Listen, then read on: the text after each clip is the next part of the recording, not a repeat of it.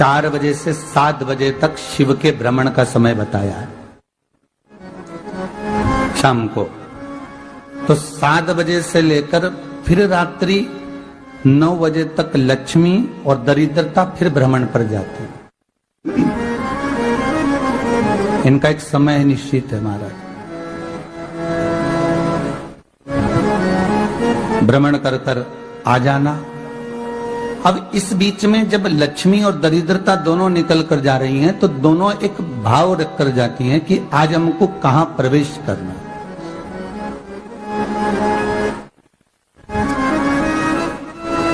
आज हमें किस जगह पर प्रवेश करना है, आज हमें कहां पहुंचना है, आज हमें किस जगह जाना है। और जिस नगर में जिस मार्ग से लक्ष्मी और दरिद्रता निकल कर जाती है, ये दोनों का जब निकलना होता है, इनको स्थान दिया गया जहां पर स्वच्छता हो, घर के दरवाजे पर रंगोली डली हुई हो, द्वार पर जल छीटा गया हो। महाराज उस द्वार पर लक्ष्मी प्रवेश करती है तो दरिद्रता भी जाने लगती है अंदर। जब दरिद्रता अंदर जाने लगती है तो लक्ष्मी उसको रोक देती है। पहले मैं देखकर आती हूं कि तेरे लिए स्थान है कि नहीं, तू यहां रुक।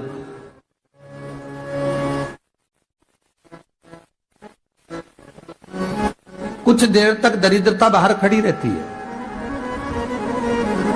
और लक्ष्मी जी की बड़ी बहन जब दरिद्रता बार बार अंदर जाने का प्रयास करती है तो लक्ष्मी जी कहती हैं, जीजी तू इतनी बड़ी होकर तुझे मालूम है तू तेरा सम्मान होना चाहिए, आदर होना चाहिए, और तू अंदर चली जाए और कोई तेरा सम्मान ना करे तो कितना बुरा लगेगा, इसलिए तू बाहर खड़ी रह। मैं अभी आई।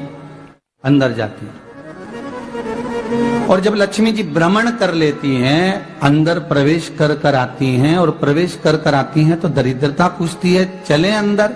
तो लक्ष्मी जी कहती हैं, तुझे मालूम नहीं है क्या जीजी कि जिस घर में मैं प्रवेश कर जाती हूं उस घर में फिर दरिद्रता नहीं जा सकती, क्योंकि ये तेरा वचन था, ये तेरा वचन था। अपन दोनों का जब मंगल विवाह हुआ था, मेरा विवाह जब नारायण के साथ में हुआ और तुम्हारा विवाह जब दुस्साह मुनि के साथ हुआ, दरिद्रता का विवाह दुस्साह मुनि के साथ हुआ। जब अपना दोनों का विवाह हुआ था तो अपन दोनों ने एक वादा करा था कि जिस घर में लक्ष्मी प्रवेश कर जाएगी उस दिन फिर दरिद्रता नहीं जाएगी, और जिस घर में दरिद्रता प्रवेश कर जाएगी उस घर में फिर लक्ष्मी नहीं जाएगी। अब जब मैं अंदर देख कर आ गई हूं तो तू अंदर नहीं जा सकती, अर्थात लक्ष्मी के चरण जिस घर में पड़ गए उस घर में फिर दरिद्रता प्रवेश नहीं कर रही। चलते चलते फिर दरिद्रता ने देखा और लक्ष्मी जी इसको लेकर गई और लक्ष्मी जी ने देखा कि इसके दरवाजे पर जल नहीं छीटा गया, इसके दरवाजे पर ना रंगोली डली है, इसका द्वार साफ नहीं हुआ, इसके द्वार पर दीप नहीं है, इसके द्वार पर कलश नहीं है, इसके दरवाजे पर ढेर सारा कचरा पड़ा हुआ है, कोई स्वान कोई कुत्ता गंदगी भी कर कर चला गया है, कहीं बिल्ली ने गंदगी कर रखी है, कहीं जीवों ने कुछ गंदा गिरा रखा है। तो फिर लक्ष्मी जी कहती है, जीजी अब मैं होकर आ गई थी ना, अब तू जा, तू होकर आ। और दरिद्रता प्रवेश करती है तो अंदर जाकर क्या देखती है दरिद्रता कि इतनी सवेरे से मैं घूमने इनके दरवाजे पर आई और ये तो सब चादर तान के चकाचक गुर्राटा भर भर कर सो रहे हैं। तो दरिद्रता कह देती है, तुम्हारा भाग्य ही बेकार है, तो मैं क्या करूं, तुम ऐसे ही सोते रहो। और दरिद्रता गुस्से में बाहर निकल कर आती है, लक्ष्मी से कहती है, लक्ष्मी तू इसके घर में जाना ही मत ही। तो दरिद्रता को कहती है, जीजी तेरी बात नहीं मानूंगी क्या मैं? लक्ष्मी जी बोली, मैं तेरी बात नहीं मानूंगी, बिल्कुल नहीं जाऊंगी इसके घर में, तू चिंता मत कर, चल आगे चल। फिर आगे बढ़े। ये लक्ष्मी और दरिद्रता का प्रवेश। आपके घर का द्वार, आपके घर का दरवाजा। फिर निवेदन करूंगा एक बहुत सुंदर बात, हमें महाराष्ट्र से सीखना चाहिए, हमें साउथ से सीखना चाहिए, दक्षिण से। जिस समय पर भक्ति देवी यमुना जी के घाट पर रो रही थी अपने पुत्र ज्ञान और वैराग्य को गोदी में लेकर समय देव ऋषि नारद ने एक प्रश्न किया था कि तुम कहां पर पोषित हुई हो, तुम्हें ऊर्जा कहां से प्राप्त हुई? तो कहा मैं गुजरात से तो चली हूं।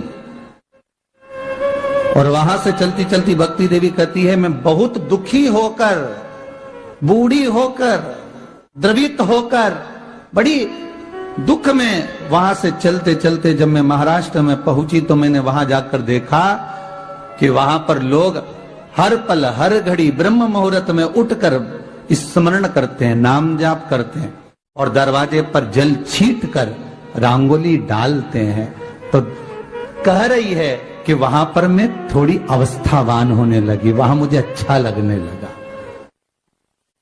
फिर जब मैं और आगे पड़ी, दक्षिण में जब पहुंची, वहां पर जाकर मैंने देखा कि सुबह से उठकर मंगलाचरण, मंगला स्तोत्र और वेदों की ध्वनि होने लगी।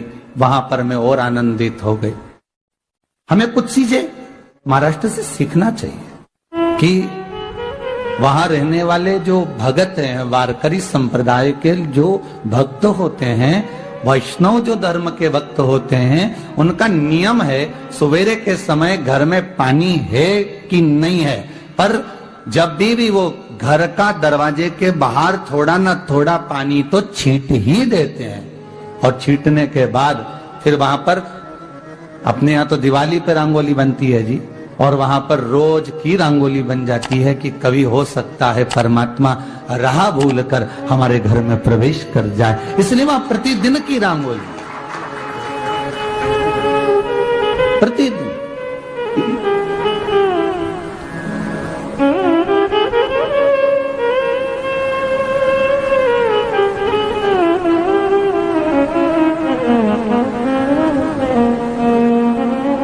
हमें सीखना चाहिए थोड़ा सा। आज के जमाने में तो बहू अपने कमरे की झाड़ू लगा ले, वो ही बहुत बड़ी बात है। हो खड़ी खड़ी बहू ये देखती रहेगी कि नौकरानी सही से झाड़ू लगा रही, वहां से लगा के लाओ, इधर से हेड के ले जाओ, वहां से कचरा सोरो, वहां से पोछा लगाओ।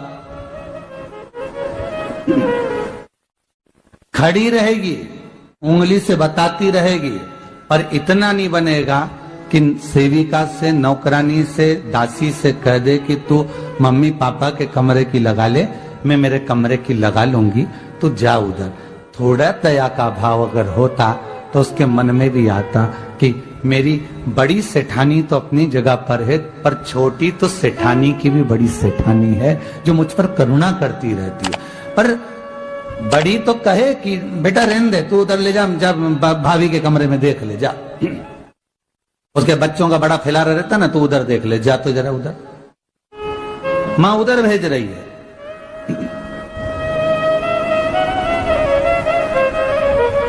थोड़ा सेवा का भाव हमारे भीतर हो।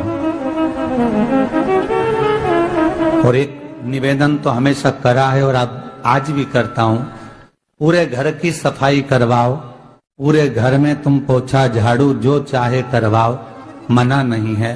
पर एक निवेदन है, रसोई घर के अंदर बहू और बेटी ही जाकर भोजन बनाए तो अन्नपूर्णा सदा कृपा करती है महाराज। बहू और बेटी ही।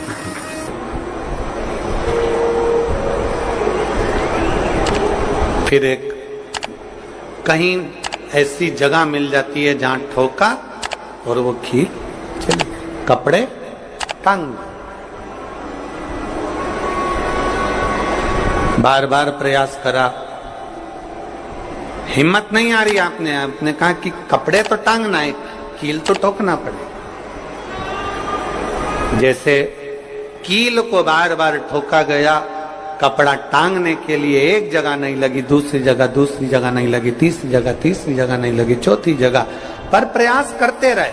उसी तरह भगवान शंकर की, लोग कहते हैं कथा एक बार सुन ली, 2 बार सुन ली, 3 बार सुन ली, हम कहते हैं बार बार इस मन रूपी कील को परमात्मा के चरणों में ले जाकर ठोकते रहो।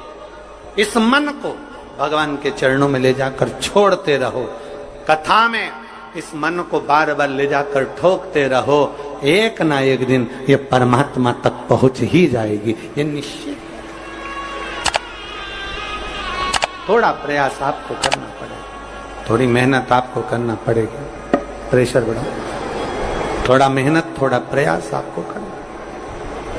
और मैंने तेरे ही भरोसे बाबा, तेरे ही भरोसे हवा बिच उड़ती जावांगी बाबा, डोर हद तो छड़ी लावे कटी जावांगी भोले मैं तेरी कदम। अब मन को लगाते रहो,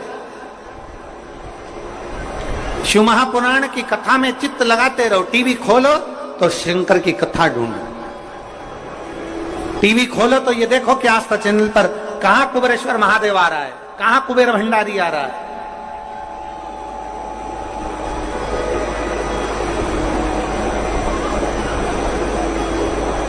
मन को इधर उधर ना मोड़ो। जैसे एक व्यक्ति ने अपनी गाड़ी से 25 लोगों को उड़ा दिया। अब एक व्यक्ति ने 25 लोगों को उड़ा दिया तो उसको ले जाके पुलिस वालों ने जज के सामने खड़ा कर। जज ने पूछा, तुम्हारे ऊपर इल्जाम लगा है तुमने 25 लोगों को उड़ाया। जी हुजूर, सफाई में कुछ कहना चाहते हो, सफाई देना चाहते हो? उसने कहा, हुजूर मैं गाड़ी चला रहा था, मेरा ब्रेक फेल हो गया था, तो एक तरफ 2 लोग जा रहे थे, एक तरफ पूरी बारात जा रही थी। अब आप बताओ हुजूर, जज साहब, मुझे गाड़ी का हैंडल कहां घुमाना था? जज साहब ने कहा, 25 लोगों से तो अच्छा था कि 2 लोगों पर गाड़ी चढ़ाता, 2 लोगों को उड़ा देता, पर 25 क्यों उड़ाए तूने? जज साहब, आप बिल्कुल सत्य कह रहे हो, मैंने अपना हैंडल 2 लोगों की ओर ही घुमाया था, पर वो बारात में घुस गए थे। मैंने तो 2 के लिए ही हैंडल घुमाया था, पर वो बारात में घुस गए। हम भी ऐसे ही हैं, हमें शिव जी को 1 लोटा जल चढ़ाना है, हमें शंकर जी का भजन करना है, हमें भगवान को भजना है, हमें कथा सुनना है। हम जाते बड़े मन से कि हमें कथा सुनना है, कथा सुनना है, कथा सुनना है, कथा सुनना है, और मालूम पड़े कथा में जाकर बैठे, कोई इधर बात कर रहा था, कोई उधर बात कर रहा था, कोई पीछे आवाज लगा रहा था, कोई कुछ नहीं, तो तुरंत जितने बैठे रहेंगे ना, तुम सबका ध्यान एकदम उसी जगह पर मन जाएगा कि कौन ने क्या बोला, कौन ने क्या करा। अरे भाई, तुम आए कहां पर हो? भगवान शिव की कथा को सुनने के लिए। तुम आए कहां पर हो? शंकर को अपने दिल में बिठाने के लिए। तुम आए कहां पर हो? शिव तत्व को जानने के लिए। और अपने चित्त को हम भटका रहे हैं, अपने चित्त को इधर उधर लेकर जा रहे हैं, वो श्रेष्ठता नहीं।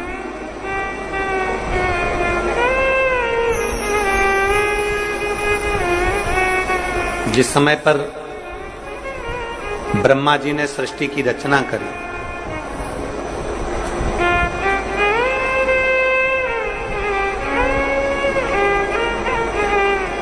सर्वप्रथम ब्रह्मदेव सृष्टि की रचना करना प्रारंभ करते हैं और देखते हैं कि ये संपूर्ण ब्रह्मांड को मुझे अच्छा बनाना है, प्रबल बनाना है, श्रेष्ठ बनाना है, इसकी रचना करना है, इसका विस्तार करना है। उन्होंने सनकादि ऋषियों को प्रकट कर, सनत कुमारों को जब प्रकट किया, सनत कुमारों को प्रकट करते से ही सनत कुमार तो भगवान शंकर की, भगवान नारायण की भक्ति में ऐसे डूब गए कि उन्होंने सृष्टि का क्रम आगे बढ़ाया ही नहीं। उन्होंने सृष्टि को आगे बढ़ाया ही नहीं।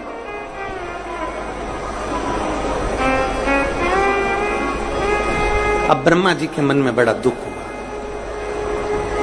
ब्रह्मदेव के हृदय में बड़ा दुख हुआ ब्रह्मा जी को।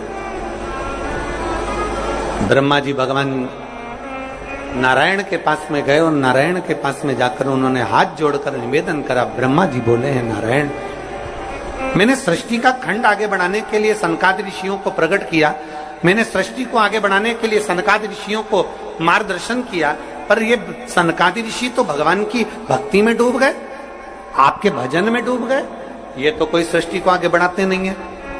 करूं तो करूं क्या, सृष्टि कैसे बढ़ाई जाए, अब ये मुझे आप बताओ।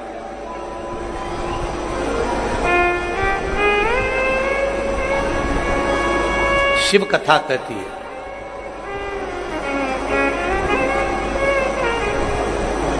जब आपको लगने लगे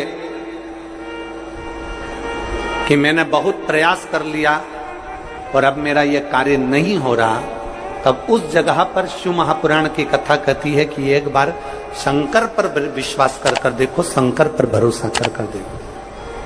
एक पत्र है,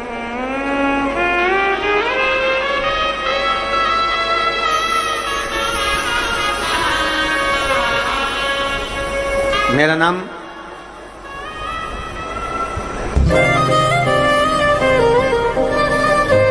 जात्री साहू है, ग्राम बोराई, जिला दुर्ग की निवासी। 7 साल की बेटी है जिसका नाम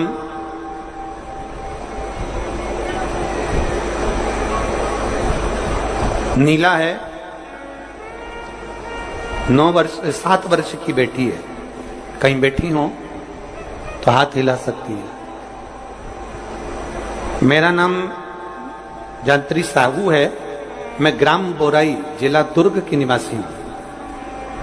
मेरी 7 साल की बेटी है, कहीं बैठी है, बच्ची आई है साथ में, ले आओ उसको, धीरे धीरे ले आओ,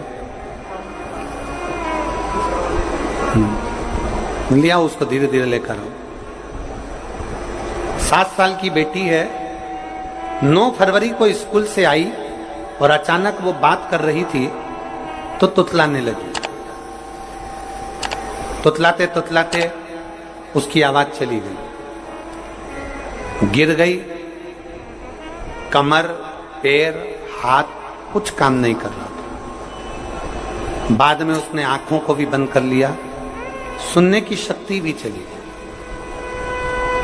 गुरुदेव, हम तुरंत उसको लेकर डॉक्टर के पास भागे।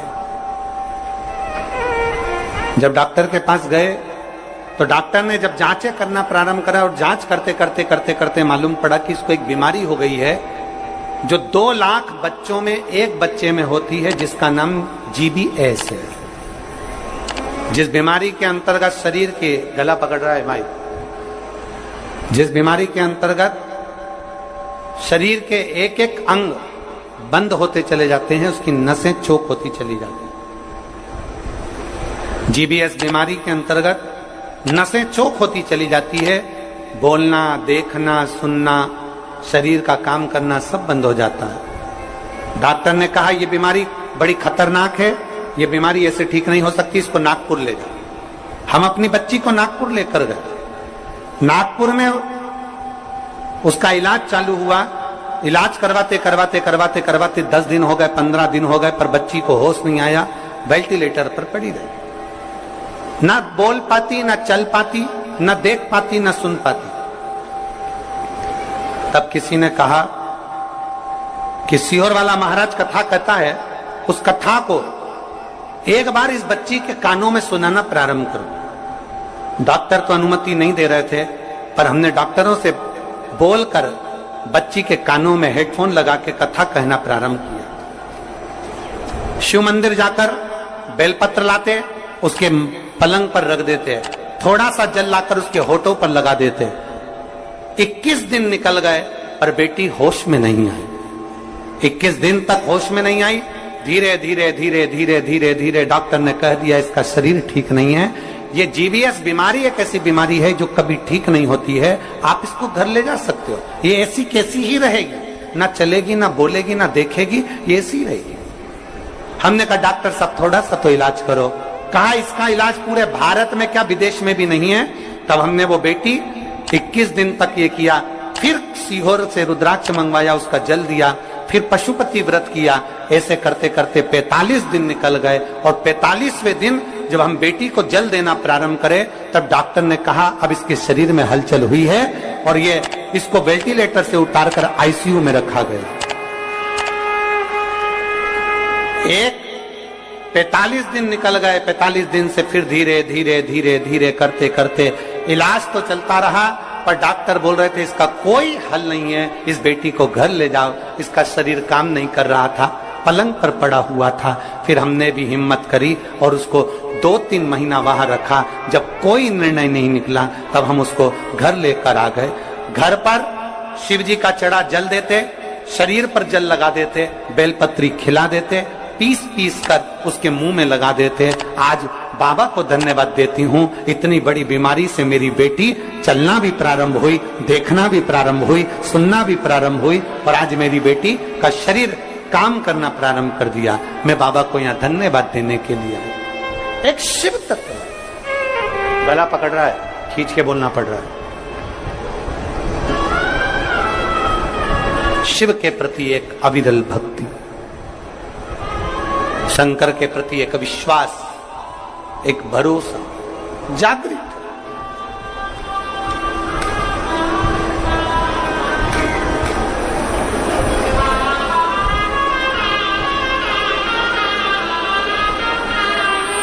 एक लाइन इन्होंने बहुत अच्छी लिखी है, बाबा मेरी बच्ची को और मुझको 4 महीना जो देखना पड़ा, मैं भोलेनाथ से केवल ये प्रार्थना करने के लिए आई हूं कि ऐसा कभी किसी बच्ची को और किसी मां को देखना ना पड़े। बस इतनी कृपा करूं। शिव औघड़ी है, शिव त्रिकालदर्शी है, शिव शंभु औघड़ी, त्रिकालदर्शी, कैलाशी, अविनाशी। ब्रह्मा जी कह रहे हैं सृष्टि कैसे बढ़े,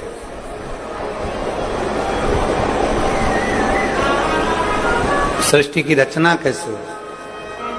भगवान नारायण ने कहा कि आप एक काम करो, भगवान शिव के पास में जाओ, शंकर जी के देवादिदेव महादेव के पास में जैसे ही पहुंचे, भगवान शंकर से प्रार्थना करी ब्रह्मा जी ने कि मैं सृष्टि को कैसे बढ़ाऊं, मैं सृष्टि की रचना कैसे करूं, इसको बढ़ाऊं कैसे, क्या करा जाए। भगवान शंकर ने कहा